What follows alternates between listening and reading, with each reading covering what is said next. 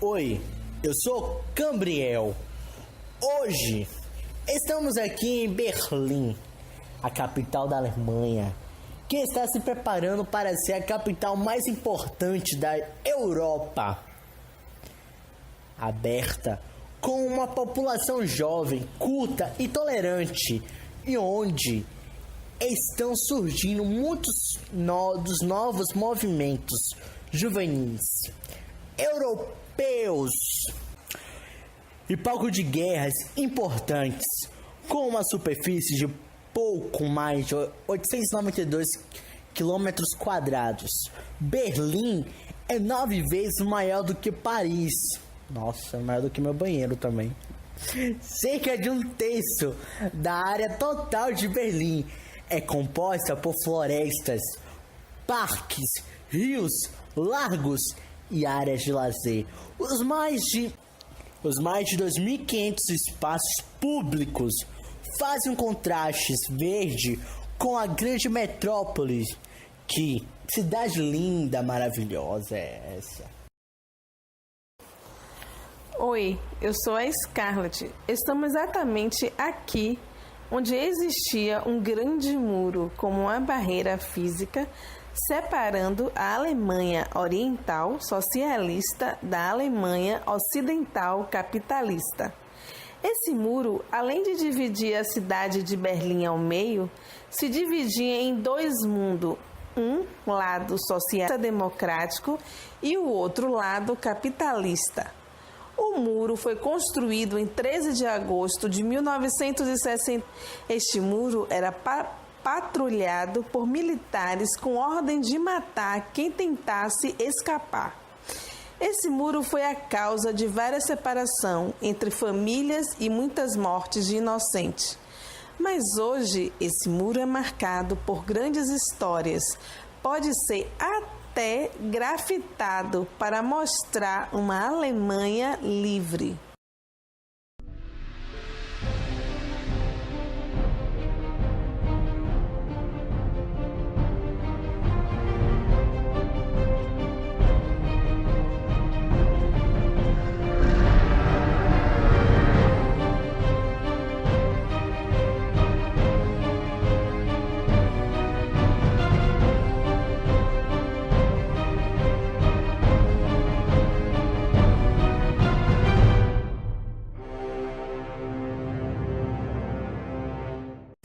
Mas hoje estamos aqui nessa cidade maravilhosa para contar a história de Hitler, político alemão, nascido na Áustria, 1889-1945. Liderou o bloco alemão durante a Segunda Guerra Mundial. Adolf Hitler, considerado por muitos como um dos maiores vilões da história, nasceu em 20 de abril de 1889. Seu pai chamava-se Alois Hitler e era um inspetor da alfândega da cidade de Braunau, Áustria. Como queria se tornar artista, Hitler candidatou-se em 1907 à Academia de Belas Artes de Viena. Mas não teve sorte e em 1908 seu pedido foi recusado.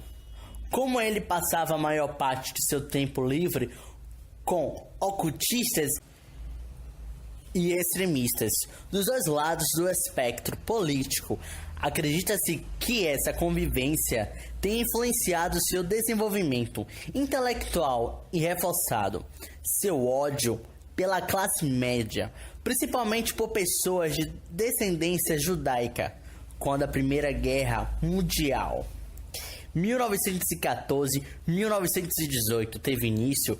Hitler tentou entrar para o exército austriaco, mas foi rejeitado. Em seguida, ele conseguiu se alistar no exército alemão. Inclusive, devido à sua bravura, ele chegou a ganhar a Cruz de Ferro. Mas depois do fim da guerra, como tantos outros, ele também não conseguiu arrumar emprego.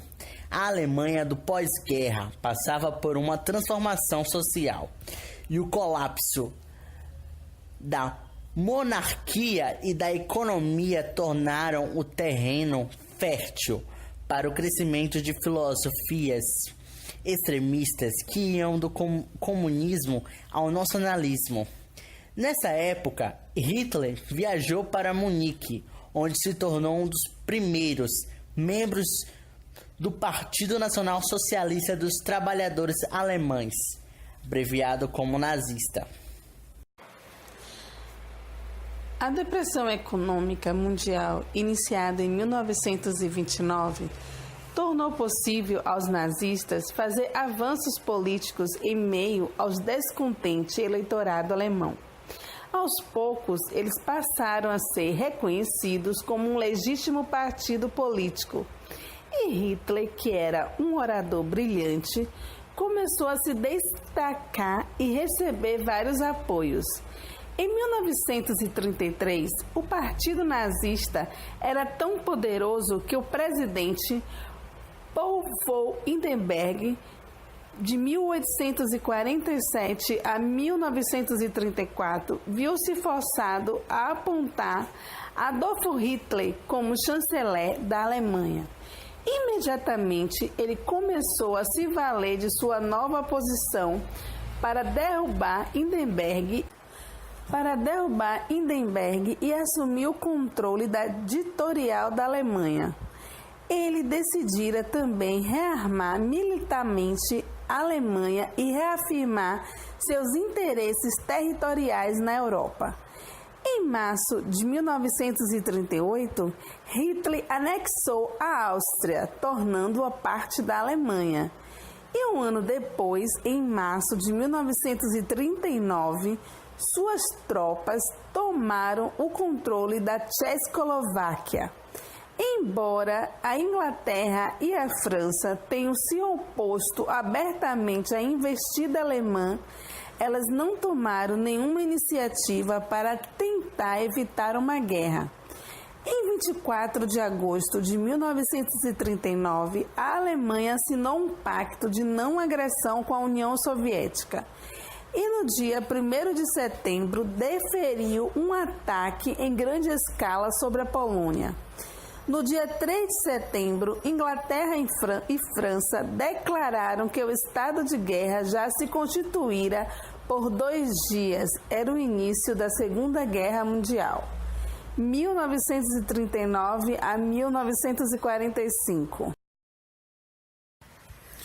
Oi, eu sou o Christian. Hitler não gostou nada do fracasso da guerra e ficou muito abalado com a rendição da Alemanha em 1918, o que apenas reforçou o seu patriotismo. Como muitos nacionalistas, ele acreditava que o exército alemão havia sido traído por líderes civis marxistas e considerou o Tratado de Versalhes degradante, especialmente a cláusula que dizia que a Alemanha é responsável pela guerra. Após a Primeira Guerra Mundial, Hitler retornou a Munique e continuou a trabalhar para o exército como um oficial da inteligência, enquanto monitorava o Partido dos Trabalhadores Alemães, DAP. Ele passou a adotar muitas ideias antissemitas, nacionalistas e antimarxistas de Anton Drexler, fundador da DAP. Em 1919, Hitler entrou para a DAP, a convite de Drexler. Para aumentar o seu apelo, o DAP mudou seu nome para Partido Nacional Socialista dos Trabalhadores Alemães, NSDAP.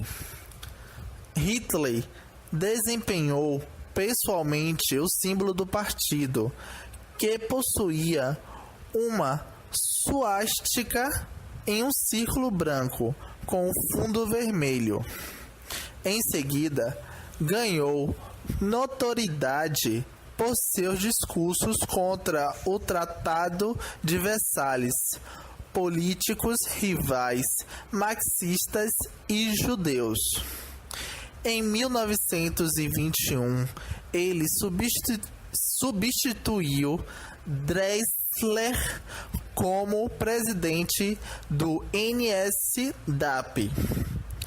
Todo mundo sabe o como Hitler era bom nos seus discursos e como atraía espectadores. E no dia 8 de novembro de 1923, Hitler e o Sturmabteilung realizaram um encontro de 3.000 pessoas em uma grande cervejaria em Munique. Hitler disse que a Revolução Nacional havia começado e declarou a ação de um novo governo. Depois de uma longa batalha que incluiu 20 mortes, o golpe da cervejaria fracassou. Hitler foi preso 3 horas depois e foi sentenciado por alta traição. Ele ficou 1 ano na prisão quando ditou grande parte do primeiro volume de Mein Kampf, Minha Luta, para o seu assessor Rudolf Reis. O livro trouxe à tona os planos de Hitler em transformar a sociedade alemã baseada na raça. Oi, eu sou Orion. Em 1932, o presidente alemão Paul Woldenberg, já cansado e em uma idade avançada, tinha vencido a reeleição como presidente, mas perdeu uma parte considerável de seu apoio para a direita conservadora do Partido Nazista. Hindenburg não concordava com a ilegalidade dos nazistas, mas concordou em derrubar o chanceler Henrique Bonaparte Bonaparte, que estava disposto a apaziguar a situação, como os nazistas iriam retirar a proibição imposta ao partido de Hitler. O problema é que Hitler não estava satisfeito, pois queria se tornar um chanceler. As políticas de Bonaparte falharam em outra frente. Seu regime autoritário alienou seus partidários e ele também foi forçado a renunciar. Ele então conseguiu convencer o presidente Hindenburg a nomear Hitler chanceler e ele, como vice-chanceler, Bonaparte prometeu ao presidente que iria conter os extremismos de Hitler, o que o gabinete não seria controlado totalmente pelos nazistas. Em janeiro de 1933, após a morte de Hindenburg, em 1934, Hitler passou a trabalhar para consolidar seu poder através da fusão da presidência e da chancelaria. Isso faria com que ele também comandasse o plebiscito. Foi realizado no dia 19 de agosto e Hitler obteve uma maioria de 90%. A partir desse momento, Hitler se tornaria um ditador. Hitler foi nomeado chanceler da Alemanha. Aproveitando-se da insatisfação do povo diante da pobreza causada pela depressão econômica alemã, após a Primeira Guerra Mundial, Hitler conseguiu ser alcançado ao cargo de chanceler. Assumiu o poder de forma totalitária após a morte do presidente Paul von Hindenburg em 1934 e investiu pesado na fabricação de armas. O antissemitismo era um dos traços marcantes do governo. Quando o diplomata alemão foi assassinado por um judeu polonês, Hitler lançou o ataque que ficou conhecido como Kristallnacht, Noite dos Vidros, matando 91 judeus, prendendo centenas e confiscando suas propriedades. A Segunda Guerra Mundial se iniciou quando a Alemanha invadiu a Polônia em 1939, graças a um pacto de não agressão. A União Soviética não interferiu e ainda pegou parte do território polonês. Nos 6 anos seguintes, cerca de 6 milhões de poloneses morreriam na guerra, a maioria civis. Em 1940, quebrou o pacto e ordenou um ataque contra a Rússia. Foi o começo do fim, tendo que combater os aliados americanos, Inglaterra e França no fronte ocidental e o numeroso exército russo no fronte oriental. A máquina de guerra alemã entrou em desgaste, dura e derrota do país. Com o tempo se esgotando, resolveu aplicar um método mais eficiente na eliminação dos judeus, detidos em dezenas de campos de concentração. As câmeras de gás.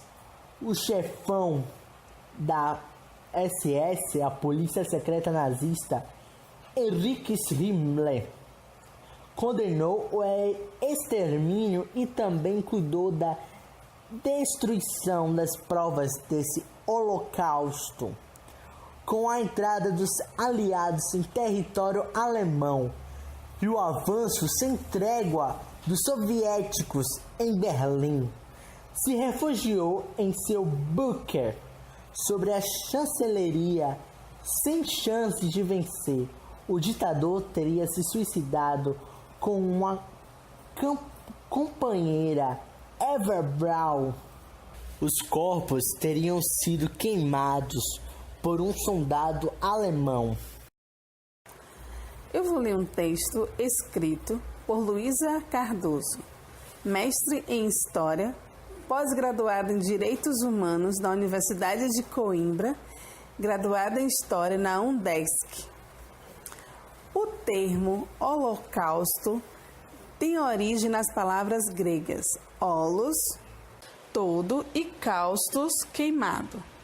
E é, desde 1945, utilizado em referência ao assassinato em massa de cerca de 11 milhões de pessoas pelo regime nazista durante a Segunda Guerra Mundial. Essas mortes foram consequências da perseguição do regime a grupos específicos como comunistas, ciganos, homossexuais, deficientes físicos e mentais e majoritariamente judeus. Do número total, estima-se que 1,5 milhões eram crianças e 6 milhões judeus. A chegada do Partido Nacional Socialista Nazista ao poder na Alemanha em 1933 criou o chamado Terceiro Reich, ou Terceiro Império, e tinha Adolf Hitler como líder. A ideologia nazista defendia que os judeus eram os grandes culpados pela difícil situação econômica em que se encontrava o país desde a derrota na Primeira Guerra Mundial. Em 1935, deu início à política de perseguição e segregação social.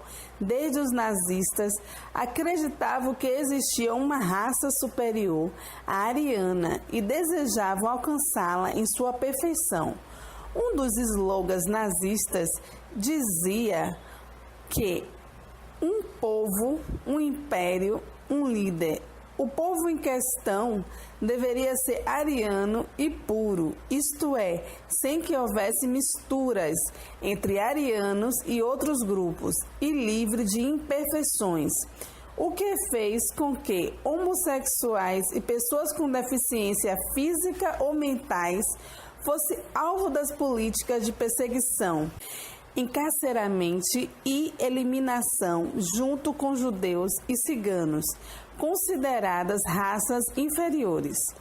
A política nazista de eliminação dessas populações chegou a seu extremo com a chamada solução final, que consistia no aprisionamento em campos de concentração e no uso de câmeras de gás, uma tecnologia desenvolvida para otimizar o assassinato em massa, visto que matava por asfixia com a liberação de gases em um determinado ambiente em que eram colocadas centenas de pessoas.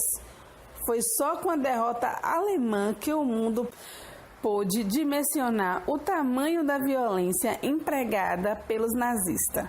À medida que avançavam sobre o campo de concentração, as tropas aliadas deparavam-se com câmeras de gás com milhões de cadáveres e com sobreviventes vivendo em condições subhumanas. A derrota alemã, no entanto, não colocou fim ao drama vivido por aquelas pessoas. Centenas de milhares passaram a viver em campos de deslocados, pois não tinham para onde voltar. Os principais líderes do regime foram julgados em um tribunal especial criado na cidade de Nuremberg, na Alemanha, entre 20 de novembro de 1945 e 1º de outubro de 1946. Dos 24 indiciados, somente 22 foram de fato a julgamento, pois um deles cometeu suicídio e outro foi dispensado por problemas de saúde. As acusações eram conspiração e atos deliberados de agressão, crimes contra a paz, crime de guerra e crime contra a humanidade. Dos julgados, 3 foram absolvidos. O preconceito contra o povo judeu. Para os alemães, eles eram os únicos descendentes puros dos arianos, ou seja, os primitivos indo-europeus, de modo que Hitler considerava seu povo uma raça superior. Em seu livro Minha Luta, 1925, ele se refere aos alemães como as melhores espécies da humanidade. Mesmo antes da guerra, durante os 6 primeiros anos do nazismo, entre 1933 a 1939. Hitler instalou sua ditadura pessoal. O antissemitismo é o preconceito contra o grupo étnico dos judeus, os semitas. Ele foi propagado pelo Terceiro Reich por meio de leis, decretos e regulamentos discriminatórios contra os judeus em toda a Alemanha. Em 1935, foi assinada por Hitler a Lei de Nuremberg, que criava a segregação imediata do povo judeu. Entre outras determinações, proibia os judeus de serem atendidos em hospitais, campos de Auschwitz, o maior campo de concentração nazista, com o desenrolar da Segunda Guerra Mundial e as derrotas se acumulando, as perseguições aos judeus, seres inferiores, se acentuaram. Os estudantes universitários judeus não podiam mais fazer exames de doutorado. Nenhum judeu podia ser considerado alemão. Eles não podiam trabalhar em qualquer agência. governamental, não era permitido que se relacionassem com os cidadãos. A partir de 1942, numa conferência realizada em Wannsee, na periferia de Berlim, os nazistas adotaram a solução final. Ficou acordado uma diretriz de massacre científico, principalmente dos judeus. Já existia na Alemanha e em outros países campos de concentração nazista, onde inimigos políticos, judeus e doentes mentais eram mantidos e muitos eram mortos. Passou-se então a construção de campos de extermínio e para lá seriam levados prisioneiros eslavos, ciganos, religiosos, pacifistas e principalmente judeus. Viviam na Europa cerca de 8 milhões de judeus. A maior comunidade, 3 milhões de pessoas, moravam na Polônia, seguida da Romênia, 800 mil, e pela Hungria, 400 mil. Por isso, a maioria dos campos de extermínio, como Auschwitz, Birkenau, Treblinka e Sobibor, foram construídos na Polônia. Para os campos de extermínio, eram deportados prisioneiros de toda a Europa, das regiões invadidas pela... Os deportados acreditavam que iriam trabalhar para os nazistas. Alguns eram empregados como mão de obra escrava em empresas alemãs, como Bayer, BMW e Telefunken. Logo na entrada dos campos, médicos separavam os prisioneiros em duas filas. Velhos, doentes e crianças iam imediatamente para a morte nas câmeras de gás, onde as placas indicavam chuveiros ou desinfecção. O espírito de Hitler entre 1939 e 1942 tinha sido o de um invencível otimismo. Seus planos eram para um império germânico, o Reich na Europa, que durasse 1000 anos para realizar seu novo sonho de um Reich racionalmente puro. O ditador criou uma rede de crematórios para a execução em massa de judeus, ciganos e outros, povos considerados por eles indesejáveis, entre 1943 e 1945. Hitler foi se tornando uma pessoa cada vez mais deprimida e irritada.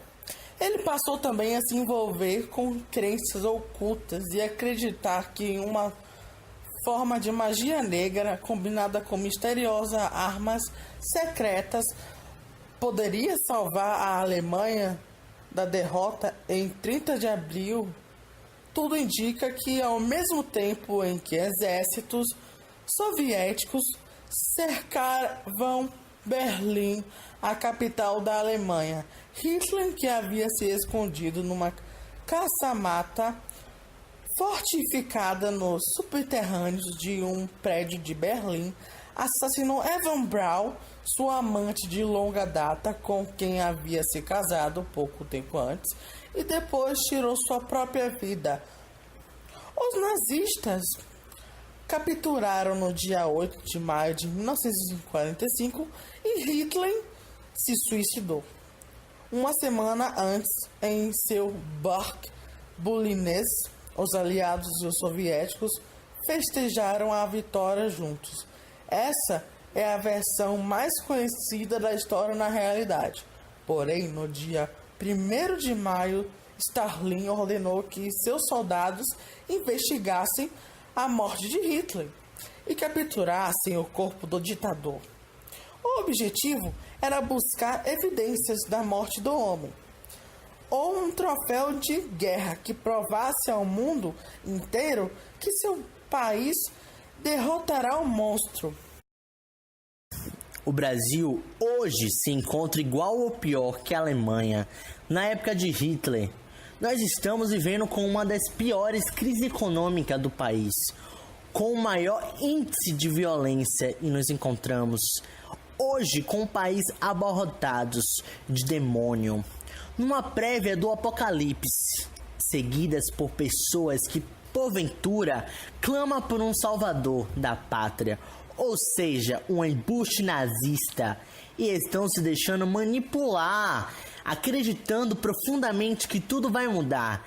Assim era a Alemanha de Hitler, com a criação de um satanás social, implantando o ódio nos corações das pessoas que estão se deixando levar, porque há tempo já existia essa vontade de apenas só faltava coragem ou um respeito, induzido por um medo de uma lei que talvez nem existia mais, e com ela vai embora todos os nossos direitos conquistados no longo dos anos de lutas e a grande necessidade de criar um herói. Na Alemanha se tinha um Hitler.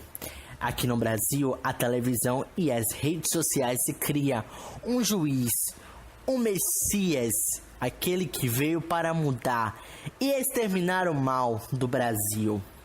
Acaba com a corrupção, acaba com a destruição das famílias, o mal que encravou na sociedade brasileira, trazendo a moral e os bons costumes. Será mesmo? Estamos vivendo agora, vivenciando no país a maior cegueira e fanatismo, e guiando mentes e coração na maior eleição da história do Brasil. Pense, meus caros índios. Uma legitimação contra uma nação. Na Alemanha, para se ter o poder completo nas suas mãos, Hitler começou a matar, a exilar todos aqueles que eram ligados a um partido comunista. Eram todos acusados de traidores da pátria. E como será aqui no Brasil para se liderar o poder? Vamos prender pessoas inocentes sem provas? Vamos matar os pobres, os negros e os gays? E para se manter rico e poderoso, vamos privatizar e entregar todas as nossas riquezas ao mercado internacional? É isso? Como sempre, a história se repete com todos os lugares do mundo e todas as épocas. Vamos matar em nome de Deus e pelos bons costumes da família tradicional. Viver em conformidade, aceitando tudo e a todos, dizendo amém. E nos deixar levar por uma sociedade doentia, fanática, é o pior momento da sociedade e de todos os tempos e histórias, mergulhando nos mesmos ódios, preconceitos e fanatismo da Alemanha nazista de Hitler. Sem perceber que estamos afundando na degradação, na destruição dos valores da existência humana. Todos os padres e políticos são parasitas.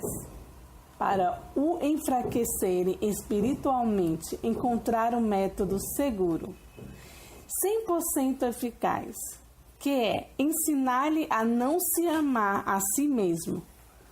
Se um homem não se ama a si mesmo, não poderá amar ninguém. A lição é ardilosa. Dizem amar os outros, porque sabem que, se não se amar a si mesmo, nunca será capaz de amar. Mas, prosseguem dizendo: ama os outros, ama a humanidade, ama a Deus, ama a natureza, ama a tua mulher, ama a teu marido, ama os teus filhos, ama os teus pais, mas nunca ama-te a ti mesmo, como Jesus ensinou. Porque, na sua perspectiva, amar-se a si próprio é egoísmo. Condenam mais o próprio amor do que qualquer outra coisa. Osho. Espero que tenham gostado, porque aqui sempre vai ter mais com conteúdos pesquisados e escrito com muito carinho para todos vocês. Afinal, esse canal foi feito para vocês. Continue assistindo o nosso canal, compartilhando e não se esqueçam de dar seus likes, porque é muito importante para nós saber que vocês estão gostando, e ative o sininho para ser notificado sobre os nossos vídeos. Curta nossa página no Facebook, siga-nos no Instagram, curtam também o nosso blog e obrigado a todos